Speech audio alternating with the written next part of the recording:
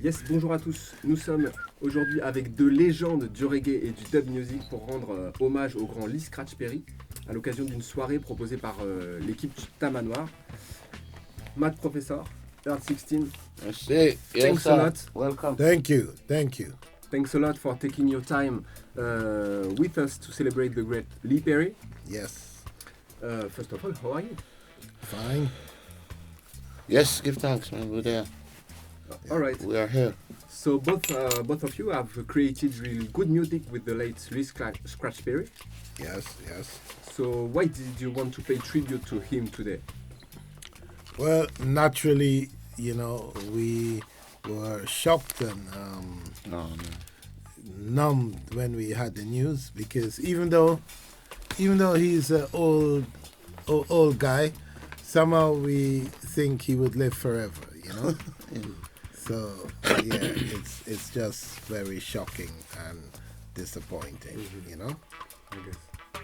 Yeah, and we also, didn't expect because Mr. Perry was still in the motion of doing a lot of shows. He had a lot of shows booked. He was ready to, hit the road again. He was actually getting fit, building a little paradise place in Jamaica to invite people to come through. So it's been a big shock for us, but that's how it is, It's because we know he lives on in infinity still, He's still the great ape, the super ape. He is. So, Matt Professor, from the late 80s, you collaborate very closely with Lee Scratch Perry. Early 80s. Early 80s, yes. Yes, early 80s. And you realized almost 20 albums together from Mystic Warriors in 89. Yes. So can you first tell us how you meet each other? Well, he came from Jamaica, and he was upset, to coin the phrase. He was upset with the studio in Jamaica and with the artists, and he came to England to record. He was introduced to me by a guy called Tony. Okay. Tony from Seven Leaves Records. Tony Owens, Yeah, was it Owens? Yeah. Tony something, but from Seven Leaves. And he was already releasing some Lee Perry records, but Lee was looking for a studio to work from, And he kind of liked the Rewa song because we had a desk similar to his mixing desk, and it was kind of makeshift studio similar to his. So he really felt at home, and we started to record. And when we finished recording for him, for the stuff that he brought from like Nassau, Bahamas, he had some recordings from Bahamas, he had some recordings from Blackheart, and then we finished that. Then he asked me for some rhythms. I gave him some rhythms, and he started to record some stuff which Some of your rhythms. Yeah, some of my rhythms, which became some of what became the Mystic Warrior. I mean, he recorded about 20, 30 songs. I only released about 8 of them. And that's how we really started to work. And after recording, we went on tour together. We toured up and down England. We did Channel 4, we did Lancashire, we did Leeds, Till everywhere. That was that time, 84. And then after 84, I didn't see him for like 2 years. All right. Because I got into my label, and then we would meet up now and again, and we would start work again. Then we would stop work. Then we start work. But that's how it is with Scratch, All right. Yeah. All right, thank you. You have many things in common with Scratch. So you love the machine. You are very productive. Gadgets. You have this kind of Gadget madness too. monsters. Well, I learned a lot from Scratch, because even mixing. Because before I worked with Scratch, I had one idea how to balance a track, and when I started to work with him and Sid Buckner, that's when I realized my idea of balancing a track was not really the right idea, Okay. And he showed me what to do and how to make a hit, So do you consider yourself as a Scratch disciple? Yeah, people say that, and I guess it must be true because I mean, I was in the studio business for 3 years before meeting and working with Scratch, and since I work with Scratch, I think I found my footing, you know. You know, I found my sound. The Ariwa sound was found, you know. All right, thank you. So Earl 16, how did you meet Scratch for the first time? I guess it was in the 70s in Jamaica? Yeah, well, yeah, Scratch was always in and out of the studios because I used to walk around in Jamaica like after school. When I left school, me and my friends Winston McAnuff and people like Dalton Brownie, we used to walk around the studios just to check out the vibe and thing. And Scratch was always driving a very fire red car with fire flames all over his car. He used to do this artwork on the car, like he used to pimp his ride from back in the days, from in the 70s. So he would always turn up at the studio to collect some musicians to bring to his studio. And one day I followed Boris Gardner, who was like the bass player. Because you were, for a lot of, you were playing with him? Yeah, I was working with that band as a young apprentice. And we went to that studio and it was amazing. The sounds that was coming through, you know, the way he was working was just like, he was like walking on air, for really. Because he's a short guy, but he looked like he was taller than, you know, the whole building. Yes. But the sound was amazing. I've never heard something like that. I think the first tune I heard them performing was Police and Thieves, when they were recording that tune. So I was kind of captivated by the whole vibe. And I mean, it was just a little studio in the back of his yard and a very reputable area, you know, in Kingston. Very nice, clean, quiet area, but the neighbors was always having problems with him because, you know, we always have problems with our neighbors. But yeah, so for me, it was like a great time to meet him, you know, because I was still young. And so you recorded several tunes at Black Ark Studio? Yeah, long after that, you know, I went back because I started getting into the business because I was working with Augustus Pablo and Hugh Mundell and stuff who, you know, we're starting to grow up as kids. We were kind of like the next young generation then at the time. So, yeah, we had a little band for ourselves, you know, little schoolmates. We had our own little band. Franklin War was our keyboard player. We had people like Steely, Clevey and Steely. But anyway, so yeah, we took a band to Scratch and we said, look, we'd like to do a tune. And it was like, whoa, this studio is not for hire, man. We don't rent the studio. This is my home studio. This is personal. But because he knew me from, you know, a few years back, he said, so let me hear the song. And we played a tune called Freedom. And he said, okay, no problem. You can record it and it's going to cost you money to press and everything. And your labels, have you got money? We were like, nope, we don't have enough lunch money, sir. So anyway, he helped us to press the record and everything, you know, and release it. And it was a good hit, big hit. So we are in that tune, Freedom. Yeah, Freedom. And then, you know, I went back and we did an extra called Cheating. And so it was really, really amazing, you know, working on Scratch. Can you describe the atmosphere at Black Ark back in the 70s? I guess it must be magical. It was like, it was kind of euphoric. It was like something that wasn't really happening anywhere else on the island, to be honest, because the other studios was just, Channel 1 was doing a lot of covers of Studio One music. Most of the studios was just copying what Studio One had done or Treasure Isle. I mean, they had new artists like Yellow Man, they had Shabba Ranks and all these artists, but there was all rhythms they were copying. But Scratch was just making brand new stuff. He was doing some dubs that no one has ever heard before. I mean, Scratch tunes wasn't really played on the radio in Jamaica. There was one DJ or disc jockey that would play every Saturday morning. He would play some of Scratch release from the Black Ark. Earl Thompson, we call him E.T. The exceptional way to call it.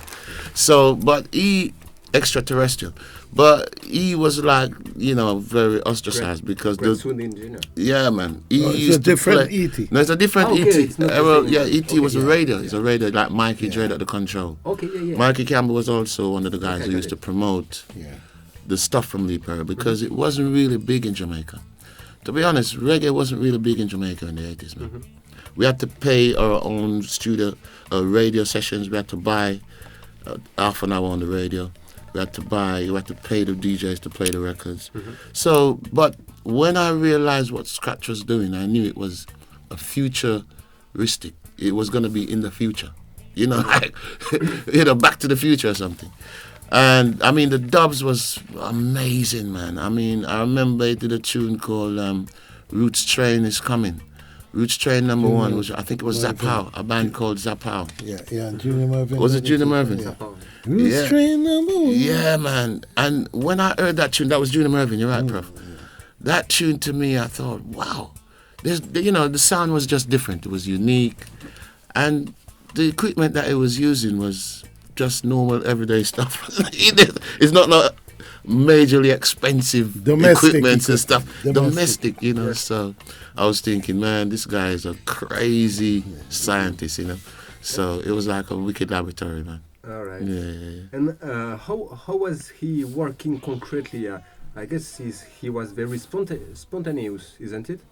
Very spontaneous, but the great thing about his spontaneity was he always chose very great musicians. He always drove around because in the island, in Jamaica, we have a lot of session musicians, who just hang out maybe in the studios or dynamic studios or, And, there was, in those days, there was a lot of bands, Barronley and the Dragonaires, you had Lloyd Parks, you had Sly and Robbie, you had, all these different bands. So, but each musician had their own unique sound. So Mr. Perry would always, study that, and then he would get good musicians. And it was always live recording, which was a very interesting thing because we were recording live music, but he was making it sound like it was coming from a digital machine. Digital desk. Yeah. You understand what I mean? So you would realize that it's really live because the mixing and the stuff that he was using was making it sound like it was, like digital. So yeah, I mean, Scratch was one of them, man. That's one of the few that we know that played a big role in the whole promoting dub music and bringing dub like to UK. He had some wicked dub albums. And plus as well, he did some of the best production with early Wailers, Bob himself included. And, it's just amazing, man. Yeah. So I really have enough respect for this guy, Yeah, man. Thanks a lot. Yeah, man. So then you, at 16, you moved to England and have a very prolific career with producer as Mad Professor. Yes, sir. Just there. Yeah, Adrian Sherwood. And how did Scratch influence you musically and as a human? Well, you see, we kind of grew up in Jamaica. Is a place that have a lot of vibes, a lot of energy, and we kind of tend to pull our energy together. We group because the Rasta movement, Rastafari is the next thing again. That was a big movement that since Selassie came to Jamaica in 1966. The movement was, not really a big thing, but then it kind of started to grow, and we started to be aware of, the situation that we were living in the ghetto, times hard, the normal, the usual stuff. But with Perry, he kind of gave us like an incentive to, wake up, get up, let's do something for this, for the, people who's worse than us.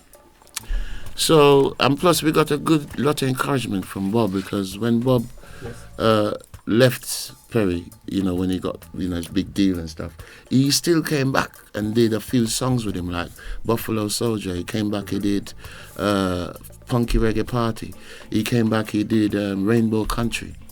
So, and one called Smile Jamaica. So we really saw that, even though you can be, big and famous, we can still come back in, amongst where you started from and build up people that you left, give them some energy. And that's what Scratch showed to us that, so when I came to the UK, one of the first person I met was Mr. Professor here. And I started working with him, and I quickly recorded the Freedom, the tune that I did for Perry, because that was a great tune. Yeah, we revoiced it, did it nice. I think it was Sly and Robbie rhythms or something. Yeah. And so it kind of like Perry kind of brought a whole a universe of artists and musicians together, and then the people. It was like Prof said yesterday. It was like a doctor, He was healing healing the people with dubs. He's a healer of dub. The dub healer. The healer. So yeah, man, we love it. We give thanks, you know. Yes, man. Lee Perry is also a very open-minded person. Very simple. He brought dub music on the electronic railroad with albums as Techno Party that you did together. Yes. And or other international collaborations more recently, like the Earl or Subatomic Sound, and many others. Yes, sir. So you too, Earl, you worked with electro. You flirt with electro with Letfield. Yes, sir. Yes. So can we say that Scratch is kind of pioneer or maybe godfather of pioneer. bass music?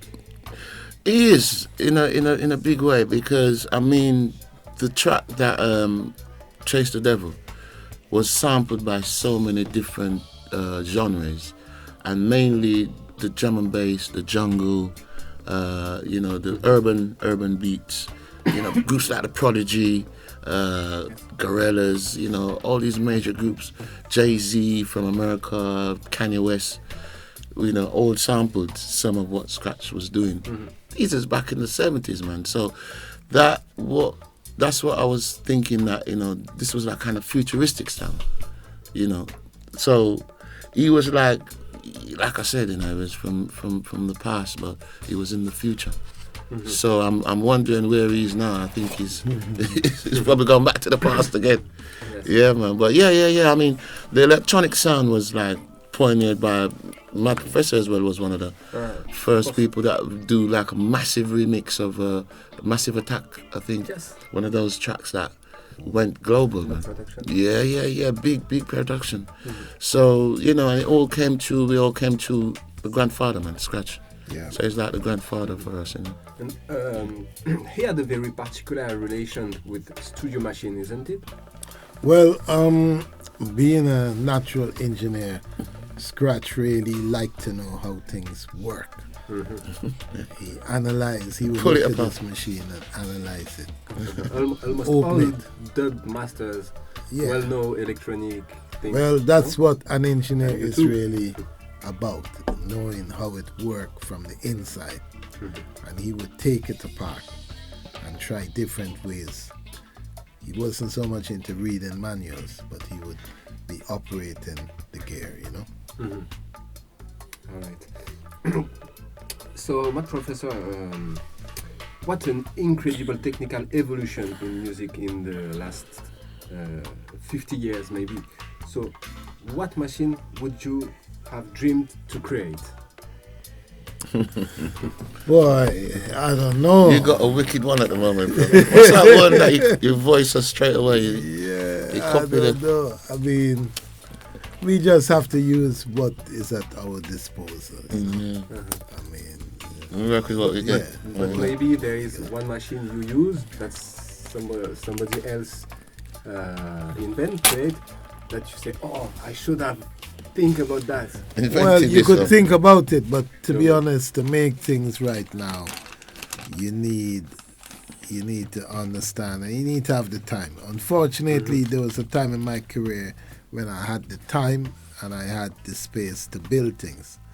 But for the past 20 years or so, I'm just into being a producer in the true sense of the word. A performer, and a performer and tour. I don't really go down the road of building things like before, Had you asked me that about 40 years ago, I could give you a different answer. Okay. Yeah. So maybe you would have created a time machine.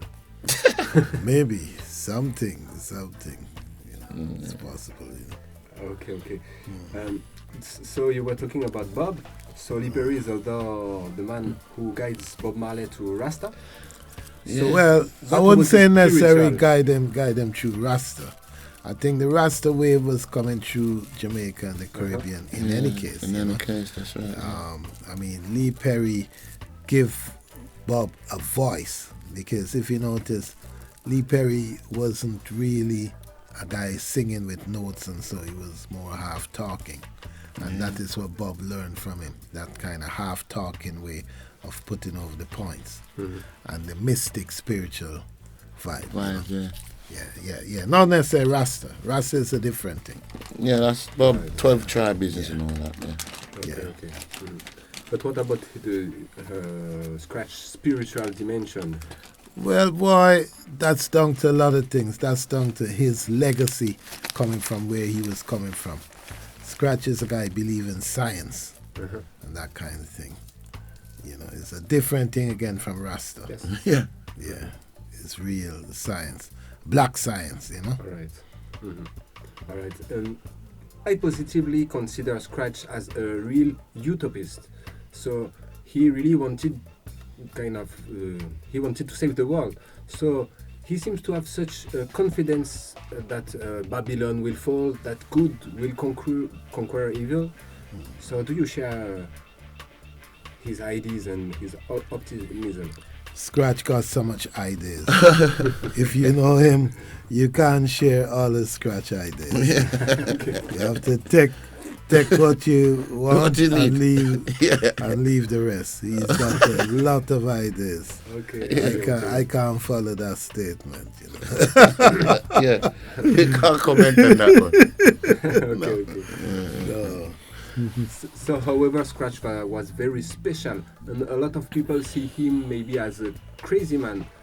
But I say, who is sick in such a crazy world? So, he was a kind of mad professor as you, isn't it? Yeah, well, you know, Scratch, he's got a different way of dealing with things, you know. And he's a one-way. He's a unique person. He's a one-off, unique. It's only him think like that. And none of us could be like him. You know, we shouldn't. Because he's really in his own realm, you know. We all respect that. All of us who work with him respect him for what he is, you know. And we have to thank him for his contribution. And we have to move on. All right. Scratch is also the mighty upsetter. So, in what way he was such an upsetter? Well, you know, Scratch could be happy with you 1 minute and be mad at you within a minute of that minute. Okay. And that's when you know why he's called the upsetter. Yeah, no, and also he was a very confrontational kind of guy, where in the music, you know, not like a warrior, you know, fighting and shooting people, but he used to have a big clash with people like Prince Buster and all that. All the time. They used to have a musical, you know, altercation on records and stuff. So it'd be like him and Bunny Striker Lee, you know, him and 90, him and, you know, because Scratch used to, as a foundational studio we had in Jamaica called Randy's studio, which is now VP Records. Yes. He was one of the engineers in the studio, and the studio's seen some of the greatest, you know, original old school musical, you know, guys, icons that passed through. So, you know, the heart of Kingston is like a hub of, you know, lots of ideas floating around.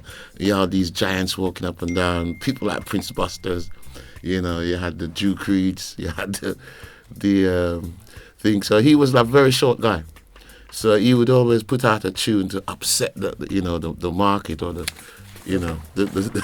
actual buying, you know, the selling at the moment, what was selling at the time. So yeah, man, the upsetter was very interesting. It was very interesting era, you know, because it was like a battle, like a sound clash. We call it now. We call it sound clash or versus, you know, versus stuff. Because Scratch was just upsetting people with like dubs and, you know, calling each other's names and stuff on records. Yeah, man. Yeah, man, original. So Mad Prof, as we said, you released many albums in common with Scratch. You published regularly some of your collaborations. Recently, we have other albums in common. So can we wait for other stuff?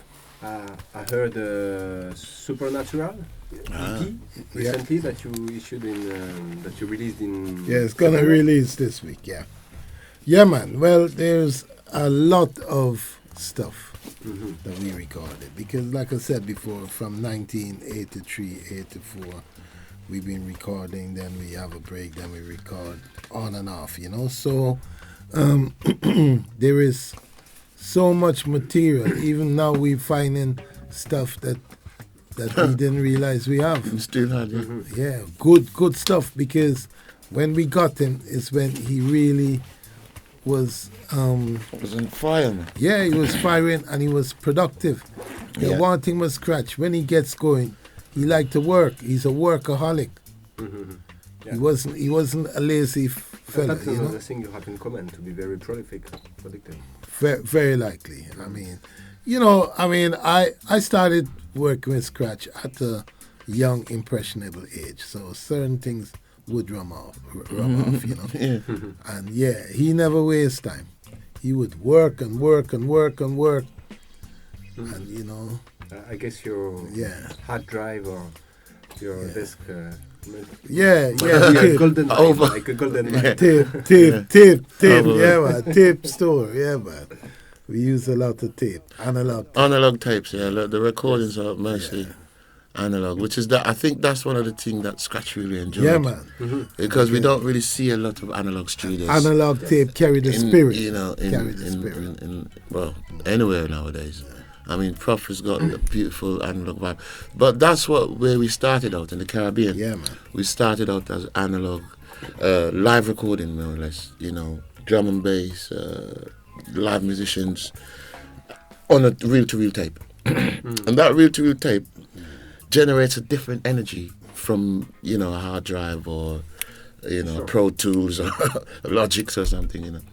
And, you know, it's a more warmer feeling and stuff. So, yeah, man, I mean, working in Scratch, if you're around Scratch for a certain amount of time, you automatically become captivated by his energy and his vibe, you know what I mean? Because, you know, I mean, we know his kids, I know his kids, we grew up together, you know, the Scratch has stayed in Prof's house, you know, they stay, you know, we live together kind of thing. So it's a different kind of vibe for us, you know. So, I mean, we just have to wish him all the best, you know, on his next Yes, journey, you know what I mean? that's it. Yeah, man, and celebrate his life, you know, that's what we're doing right now. Yeah, man. Yes, sir. That's why we thank you to be Yeah, here man. tonight. Homage, Yeah. la homage. We almost Homage, finished. Just two other questions. So, Matt, Prof, what's next from you and Ariwa label? I saw Take the stage. two albums. So, Early Lovers Rock is released. Yeah, Early Lovers Rock. It's at Patat Records right now. Yes. We just left some there. Yes, sir. And we Big up have Patat Records. 40 years of dub, the Yes. dub series. Then we have my son Joe. He's producing a lot of stuff. Yeah, man. Got a new song with Earl 16, new song with a new youth named Ija, Yes. new song with Abel. So the song together is Hold Me Baby. Hold Me that's it? Baby. Yeah. Oh, yeah. That's a nice brand new release on vinyl at the moment, yeah, as well. Yes. So is it important to have? You were talking about analog stuff. Is Yeah. it important to press vinyl? Yeah, man. Analog stuff. We still you know. support it, you know. We try. And We it's try. good It's for us to expensive. teach the young producers them the importance of the analog sound. You know? Yeah, the next generation. All right. So please, listeners, take attention for the next Ariwa release. Yes. Releases. They're now out on vinyl. We brought a few into town and it went to Patat and it didn't go further. Yeah. They all stayed at Patat, so we Yeah. don't have any here tonight. Okay. But if you hurry to Patat, you might get some copies. Okay. Yeah, Pacha Records, We will. Paris. So you know how to do. Earl 16, you are very prolific too. Yes. So, what's your nowadays project? I see a recent song with the Bostia Collective, and there's two new albums from 2020. Yeah. So, can you tell us more about all these albums and singles Well, and next project? because of the whole pandemic system that we just went through, you know, the lockdown era, a lot of producers was getting anxious. I think their pocket was scratching them, or they was had enough time to build so much rhythm tracks. So I was voicing a few tunes, doing a lot of dub plates, Right. for sounds in America. I mean, as far as Australia, all over the place. Okay. You know, the lockdown, you know, was a little bit strong for us as musicians and, you know, artists. So, I mean, yeah, I've done a few tracks with different producers, but right now I'm rebuilding my own merge production label. So I've got a new project coming up to put out some vinyls, because what I try to do, I try to learn from people like my professor, people like even Norman Grant, who is right here with us tonight, Twinkle Brothers, who is passing through. I mean, you know, they try to maintain their own record label and trying to promote their own selves as artists, you know, and as a singer. It's important to do, you know, make my own productions and stuff for myself, you know. So yeah, I've got independent. Yeah, independent is very interesting to learn to do, and I've got a lot of experience in doing that. I mean, I've got a few releases on my own merch production label already. Okay, I heard a song with Muta Baruch. yeah. I've done something with Muta recently. And we've got a next track coming out. Yeah. So I'm just keeping busy, man. And maybe our listeners don't have heard this. There is a recent single, Our Lives, with the Smudge All Star and the Smudge, with Scratch, Dennis Bavell, a brother called Dennis Bavell from the Matumbu band, and myself. And this project is, funny enough, it's a track from an album that is included on George Clinton's From the Parliament album, which is, you know, it's a big project. He's on he's doing a final tour as well. He's starting a final tour next year. Don't know if I can ever think about doing a final tour. I'll always be touring, innit, bro?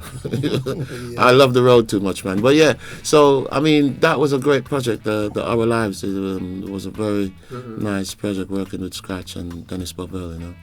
So yeah, man, we're just here to try and keep that light shining, and, you know, hope all the best that we can get back on the road, start bringing live music to the people, and, you know, putting out some nice music, you know. I mean, Prof has got a catalogue full of Lee Perry stuff, man. I'm excited myself just to, you know what I mean, just to hear them tonight, you know. So, yeah, man, it's really nice, you know. I give thanks, man. Yes, sir. Okay, so we truly recommend all the songs that we spoke about, and especially your last song together, Hold Me Baby. Hold Me Baby, yeah. Available vinyl too. Yes, on the Arriva label, yes, sir. And big 12-inch. And also all the work together, like the album Babylon Walls. Oh yes, you did together. Nice. So listeners, if you don't know this, all this stuff, please go check it. Yeah, we have a long history with them. One last question, because it's time for the show. So now we are in 2021. So what will be Lee Scratch Perry heritage? Well, his heritage, I think, is his family, his children. Yeah, that's his heritage would be, you know, he's got a very lovely son called Omar Perry, who lives here in Europe as well, and is one of his first wife, who was Sister Pauline Perry. So I mean, I think Scratch heritage or his legacy. We'll go on for a very long time. I mean, we're all a part of his legacy, because I've got some tunes with him that I plan to put out soon as well. So I'll be working on my legacy as well. But I mean, we're all a part of that, you know. And that's the whole thing about reggae legends or icons or so, you know.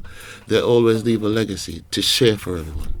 I mean, like Toots and the Maytals, he left a big legacy that, you know, you can always find, you know, something out there with Toots. So yeah, man, we just give thanks, you know, that we had the chance to work with someone like Lee, you know.